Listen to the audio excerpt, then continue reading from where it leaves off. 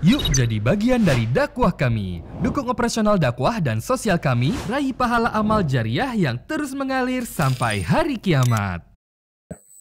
Berikutnya Ustadz, bagaimana hukumnya jika seorang istri tidak mau mengurusi suami yang sakit karena penyakitnya itu terjadi karena ulah suami sendiri? Saya sebagai istri sudah menasihati sampai mulut berbusa, tapi suami tidak mau mendengarkan. Jadi sekarang kalau sakit saya tidak mau mengurusnya. Jadi bodoh amat. Bagaimana hukumnya Ustadz? Si suami dosa dengan pelanggaran agama. Kalau itu penyebabnya pelanggaran agama ya. Misalnya dia narkotika, misalnya dia mabuk. Sudah sering nasihatnya sama istrinya, dia mau dengar. Dia dosa dengan perbuatannya itu. Tetapi bukan berarti dengan itu tugas istri berhenti dalam melayani. Nggak bisa. Gitu kan? Tetap harus dia berfungsi sebagai istri. Kalau dia tidak mau melayani lagi, ya jangan status istri. Ajukan khulu. Khulu itu berarti pengaduan seorang wanita yang tertindas dan terzalimi dalam rumah tangga, tidak diberikan haknya atau terancam jiwanya, dia ajukan pada pemerintah setempat. Kalau kita kan di KUA atau di pengadilan agama untuk dicabut haknya suami. Udah jangan status istri aja. Ya, lepaskan diri karena kalau tidak tetap ada tanggung jawab di sisi Allah Subhanahu wa taala. Kalau ibu tadi yang bertanya ini mengatakan, udah saya tidak mau urus karena dia sendiri yang penyebabnya, gitu kan?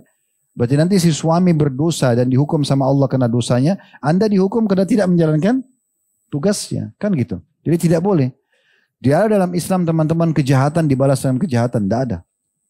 Kejahatan dibalas dengan kebaikan, iya, kan? Dia jahat kita balas dengan kebaikan. Semoga dia dapat hidayah, kita doakan, kita tetap rawat. Ada orang subhanallah justru dengan cobaan seperti ini baru dia sadar. Dari mana ibu tahu si penanya ini? Mungkin setelah sakit suaminya baru bisa sadar. Ya, banyak orang begitu. Ada orang subhanallah dinasihatin pas dia baru terjerumus dalam dosa, dia langsung sadar. Ada orang tidak. Memang ditabrak dulu, memang terjadi bangkrut usahanya dulu, baru dia sadar. Ada orang begitu. Mungkin ini momen yang paling tepat membuat suami ibu sadar. Kan gitu. Saya pernah cerita ya, di Riyadh itu ada satu anak muda masuk rumah sakit kakinya patah. Dia sudah mungkin 3-4 tahun apa dirawat di situ. Ada seorang syekh sering keliling, pamit sama pemilik rumah sakit, keliling minta dikasih waktu dalam rumah sakit setengah jam atau 1 jam, dia keliling semua kamar hanya untuk berikan ajarkan sebuah doa, bersabar misalnya atau yang sejenisnya. Satu waktu dia keliling sampai masuk kamarnya anak muda nih, kakinya lagi digantung dia di atas dan di semen ya, dan dia butuh untuk perawatan intens gitu. Dan syekhnya lihat ini dari semua pasien hari ini yang paling menderita orang ini gitu. Masih muda dan dia seperti itu. Lalu syekhnya mengatakan sabarlah dan segala macam. Lalu anak muda ini mengatakan, Syekh saya justru bersyukur dengan begini. Kata syekhnya, kenapa kau bilang kau bersyukur? Justru syekhnya ambil pelajaran dari situ gitu. Dia mengatakan dulu saya ini sangat ugal-ugalan. Banyak pelanggaran yang saya lakukan. Saya tidak sholat, saya banyak ganggu orang. Wah macam-macam lah semua kesalahan. Waktu saya pertama tabrakan kaki saya patah, saya nggak bisa terima.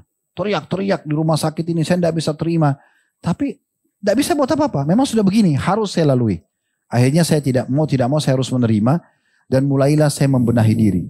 Mulai saya putar di TV, ceramah-ceramah, mulai saya dengarkan. Lalu saya mulai sadar, ternyata mungkin ini peringatan dari Allah. Saya mulai sholat. Dan perlu Anda tahu Syekh, selama berapa tahun saya disakit seperti ini saya dirawat, saya sudah hafal 30 juz Al-Quran.